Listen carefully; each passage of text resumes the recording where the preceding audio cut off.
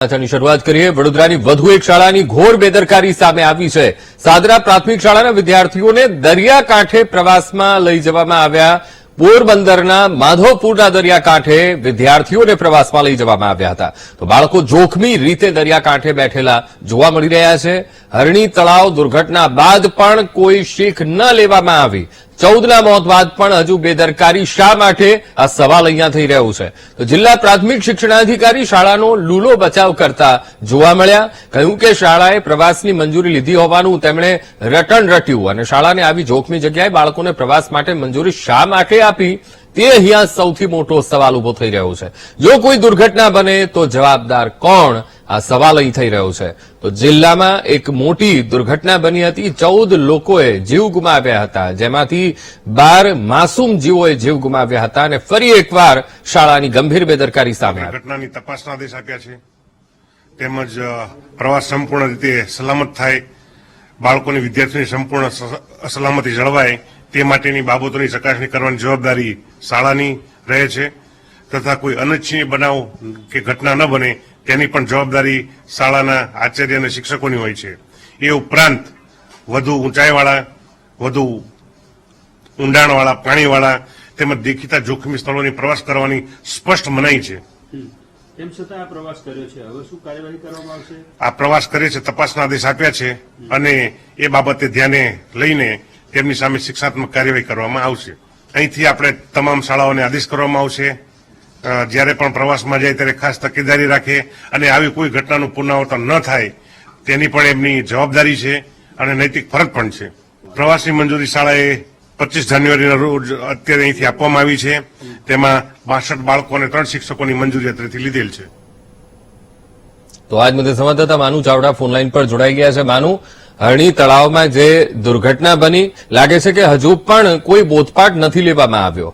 એક તરફ ડીપીઓ કહી રહ્યા છે કે અમે તમામ બાબતોનું ધ્યાન રાખી રહ્યા છીએ, પણ અહીંયા ક્યાંક ને ક્યાંક નિયમોનું ઉલ્લંઘન થઈ રહ્યું છે। શા માટે એક શાળા આવી ઘોર બેદરકારી દાખવી રહી છે? શા માટે નિયમોનું ઉલ્લંઘન? માનુ અંકુર, પાદરા તાલુકાનું સાદરા ગામની પ્રાથમિક શાળા છે, ત્યાંના શિક્ષકો 3 શિક્ષકો 62 જેટલા બાળકોને લઈને આ પ્રવાસમાં ગયા હતા।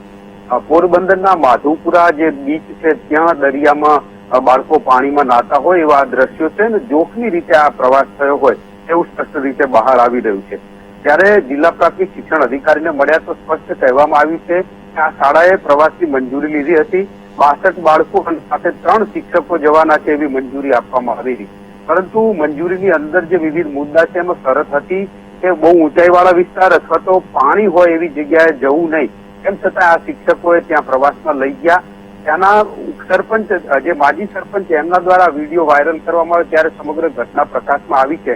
અત્યારે તપાસના આદેશ આપવામાં આવ્યા છે કે કયા શિક્ષકોની આ ગંભીર બેદરકારી હતી, પ્રવાસની મંજૂરીમાં આ મુદ્દો હતો તેમ છતાંય કેમ દરિયા કિનારે લઈ ગયા, એને લઈને અત્યારે તપાસના આદેશ આપવામાં આવ્યા છે। દોષિત શિક્ષકોના વિરુદ્ધમાં કાર્યવાહી કરવામાં આવશે અને આગામી સમયમાં આવી ઘટના ન બને એના માટેના આદેશો પણ અત્યારે કરવામાં આવ્યા છે। અંકુર, તો જિલ્લા પ્રાથમિક શિક્ષણાધિકારી આપણી સાથે ફોનલાઈન પર જોડાઈ ગયા છે મહેશ પાંડે સર। પાંડે સાહેબ, એક વિડીયો સોશિયલ મીડિયા ઉપર ખૂબ જ વાયરલ થયો છે અને વડોદરાની આ એક વધુ એક શાળા, જિલ્લાની આ શાળા છે સાદરા પ્રાથમિક શાળા, જેના વિદ્યાર્થીઓને દરિયાકાંઠે લઈ જવામાં આવ્યા। જ્યારે હરણી બોટ દુર્ઘટના બની, એ લેકમાં માસૂમોએ જીવ ગુમાવ્યા, ત્યારબાદ નિયમો ફરીથી સખત કરવામાં આવ્યા અને કહેવામાં આવ્યું ખાસ તો નાના બાળકોને તો ત્યાં બિલકુલ ન લઈ જવા આવી કોઈ જોખમી જગ્યા પર। ત્યારે આ સ્કૂલ તરફથી ફરી એકવાર બેદરકારી। એક તરફ આ ઘટના બની ચૂકી છે, આવી દુર્ઘટના થઈ ચૂકી છે, ફરી એકવાર શું દુર્ઘટનાની રાહ જોવાઈ રહી છે? આપણે સાહેબ પ્રવાસ સંપૂર્ણ સલામત રીતે થાય તથા વિદ્યાર્થીઓની સંપૂર્ણ સલામતી જળવાય એ માટેની તમામ બાબતોની ચકાસણી કરવાની શાળાની જવાબદારી છે। એ ઉપરાંત કોઈ પણ અનિચ્છનીય બનાવ ન બને એ અંગેની પણ સંપૂર્ણ તકેદારી રાખવાની પણ જવાબદારી શાળાની છે। તદ ઉપરાંત વધુ ઊંચાઈવાળા તેમજ ઊંડા પાણીવાળા સ્થળો તેમજ દેખીતી રીતે જોખમી સ્થળોએ પણ પ્રવાસ કરવાનો રહેશે નહીં એવી સ્પષ્ટ સૂચના છે। પણ પાંડે સાહેબ, આ તો માધવપુરનો દરિયો અને એના બીચ ઉપર આ બાળકોને લઈ ગયા, જોખમી કહેવામાં આવે છે, તો હવે એ શાળા વિરુદ્ધ કોઈ કાર્યવાહી થશે કે નહીં? એના તપાસના આદેશ આપી દીધા છે। અને એને શાળાને નોટિસ પણ ઇસ્યુ કરી છે. એમને બોલાવવામાં આવશે અને એમની સામે શિસ્તભંગના પગલા લેવામાં પણ આવશે. બિલકુલ પાંડે સાહેબ, આપ અમારી સાથે જોડાયા, વાતચીત કરી તે બદલ આપનો ખૂબ ખૂબ આભાર. તો પોરબંદરના સરપંચ આપણી સાથે ફોનલાઈન પર જોડાઈ ગયા છે. જે આ વિડીયો બનાવ્યો છે, કેવી રીતે વિદ્યાર્થીઓ ઉપર જોખમ તોળાઈ રહ્યું હતું, કારણ કે વિડીયોમાં તો સ્પષ્ટ રીતે જોઈ શકાય છે કે વિદ્યાર્થીઓ એ માધવપુર દરિયાકાંઠે એ બેઠેલા જોવા મળી રહ્યા છે. જો કોઈ જીવને નુકસાન થાય, કોઈ એ લોકોના જીવને જોખમ ઉભું થાય, શિક્ષકો શું કરી રહ્યા હતા એ વખતે?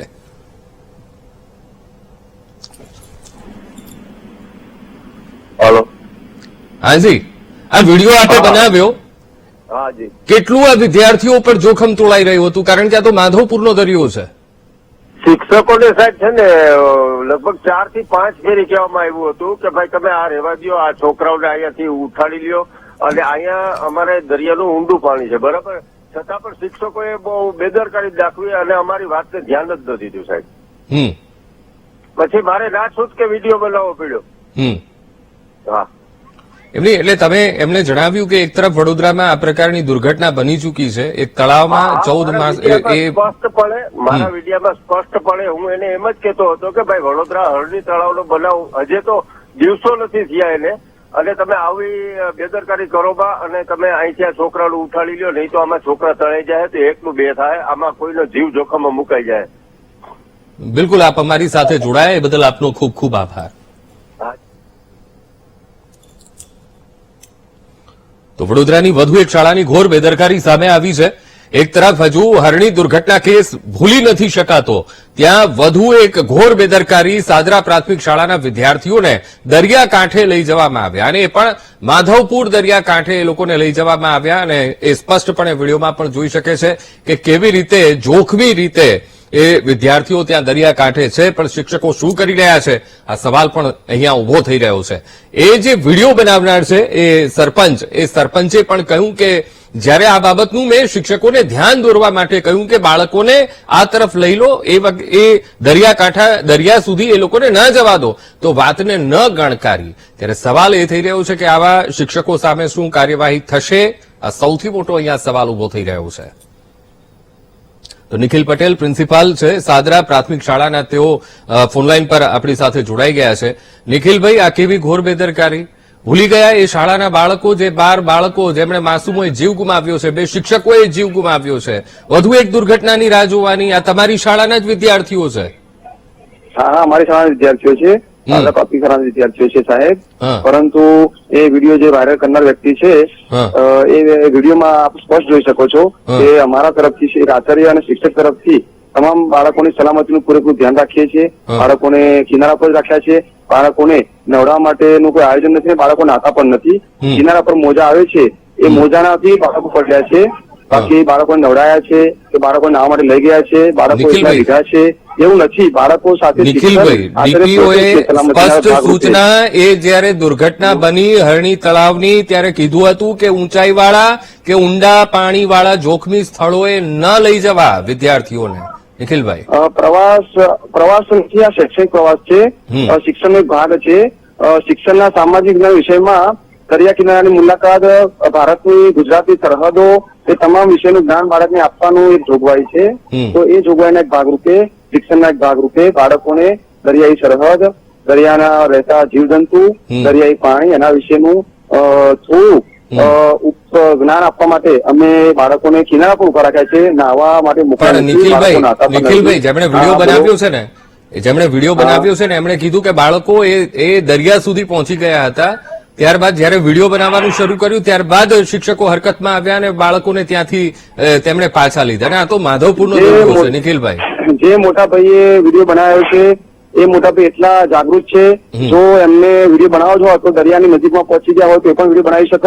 પરંતુ મારે આ વાત નથી કહેવી, પરંતુ હવે મારે કહેવું પડે છે કે વિદ્યાર્થીઓ જયારે અમે પાછા વાળીએ છીએ, વિડીયોમાં છેલ્લે હું કહું છું કે અંકલ ના પાડે છે, કાકા ના પાડે છે, પાછા આવી જાઓ, પરંતુ એના પછી જે બનાવ બન્યો એ પ્રજા કે આપણી પબ્લિક જાણતી નથી.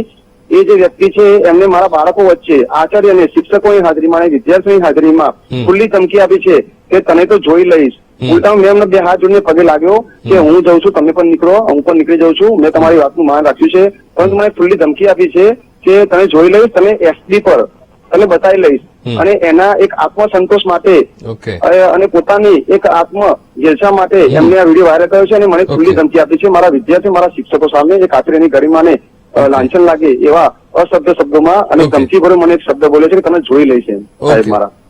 ઓકે નિખિલભાઈ, આપ અમારી સાથે જોડાયા, વાતચીત સર, કરી. પડદા પાછળનું કોઈ નથી જાણી શકતું. વિડીયોમાં હોય એ સાથે એની પણ ખરાઈ થશે નિખિલભાઈ, એની પણ ખરાઈ થશે. હા, આભાર આપ અમારી સાથે જોડાયા એ બદલ.